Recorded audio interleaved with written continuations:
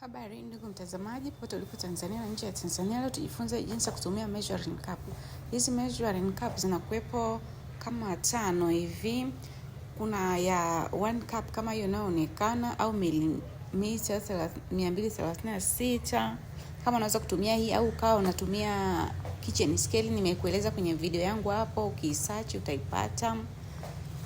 Pia kuna kikombe kinachofuata ni nusu yake, kinachofuata ni robo tatu, kinachofuata ni robo na kinachofuata ni kidogo kabisa cha mwisho chenye 1 gram.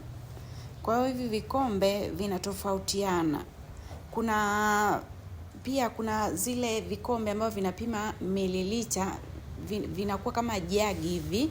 Utaona picha yake kwa kule mbele. Kama vyote unatumia, unakuwa huhangaiki kwa sababu umewekewa alama kwenye hivyo vikombe virefu vile. Kama unataka milimita 5, unajaza maji au unga kwenye ujazo huo milimita 5. Kama 6, kama 10, kama 100, hivyo vinakuwa vimekurahisisha kazi. Ila kama unatumia scale ya jikoni inapendeza zaidi.